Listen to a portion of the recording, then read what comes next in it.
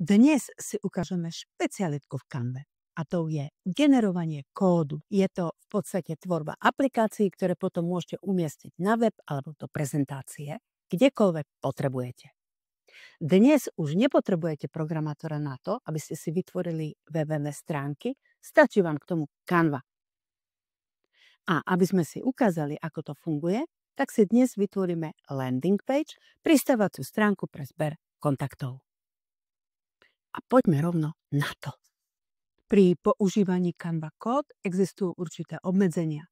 Ak máte Canva Free, môžete použiť túto aplikáciu 20 krát denne a ak máte Canva Pro alebo Canva pre týmy, tak ju môžete použiť 60 krát denne. Na domovskej stránke Canvy nájdete tlačítko Umelá inteligencia Canvy. Po kliknutí sa vám otvorí možnosť generovať obrázky, používať magické pero, teda generovať texty, alebo môžete nechať Canvu napísať kód. Na to, aby sme mohli použiť toto tlačítko, potrebujeme prompt. Potrebujeme povedať Canve, čo má vygenerovať. A s promptom nám pomôže ChatGPT. Landing page je stránka na zber kontaktov. Na to, aby nám bol niekto ochotný zanechať kontakt, potrebujeme magnet. Mojím magnetom bude bezplatná šablona, ktorú si môžu záujemcovia stiahnuť práve výmenou za kontakt. Ukážeme si, ako taký magnet môže vyzerať.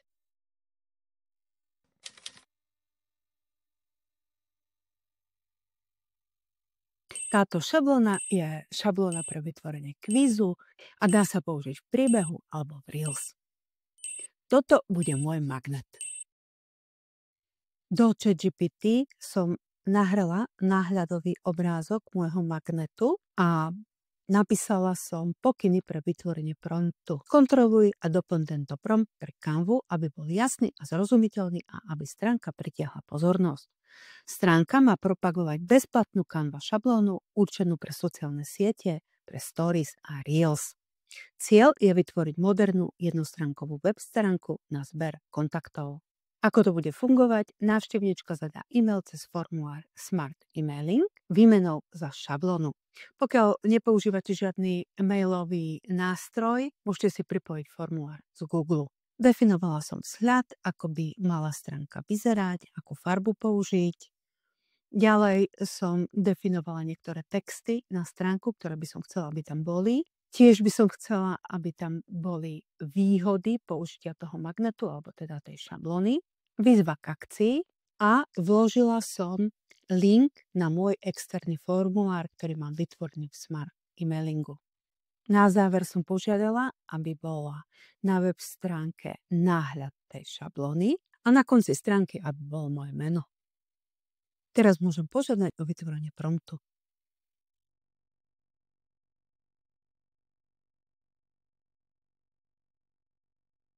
ChatGPT môj navrhovaný prompt upravilo. Sú tu aj dizajnové odporúčania. A myslím, že je to v poriadku. Tento prompt si nakopírujem, Ctrl+C a pôjdeme do Canvy. Pôjdem do umelej inteligencie, opäť môžem pridať náhľad môjho magnetu, nakopírujeme prompt, upravíme požiadavku, čiže chceme, aby Canva vygenerovala kód, vytvorila jednostránkovú web stránku pre zber kontaktov. A teraz jedným klikom dáme napísať kód. Potvrdíme týmto tlačítkom a Canva spustila generovanie kódu. Bude to chvíľočku trvať, musíme si počkať na výsledok. A už sa to blíži ku koncu a stránka je na svete. Pozrieme si ju. Náhľad šablóny si trošičku pozmenila, ale vyzerá to aj tak dobre.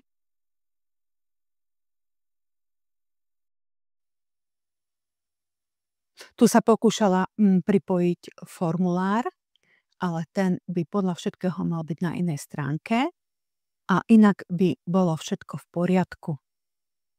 Vyskúšame tlačítko. Funguje. Čiže po vyplnení údajov a chcem na šablónu, ďalej už užívateľ pokračuje smer e-mailingu, ktorý pripojí magnet a odpošle. Nepáči sa mi tento náhľad toho formuláru. Prompt budem upravovať, dopísala som doplň do stránky ikony a urob ju zábavnejšou. Nech nie je taká strohá. A vynechaj náhľadový obrázok pre vyplnenie formuláru. Nechaj len tlačítko. Nevýhodou Canvy je, že nevie upraviť len určitú časť toho kódu, ale bude celú stránku teraz generovať znovu. Musíme si počkať na výsledok.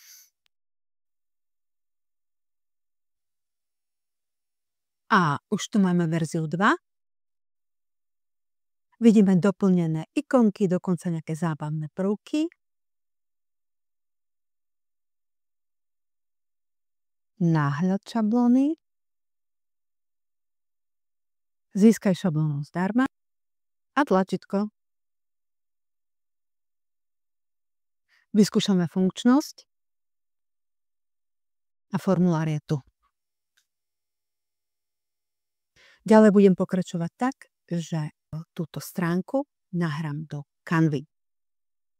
Kliknem na tlačítko Použiť v dizajne a vyberiem si tentokrát webovú lokalitu.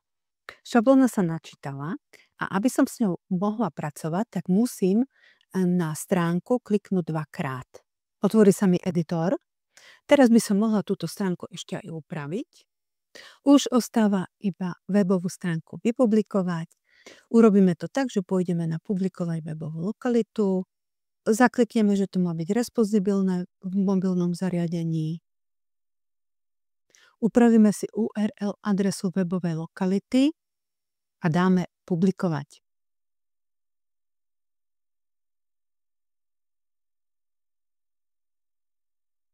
A stránka je hotová.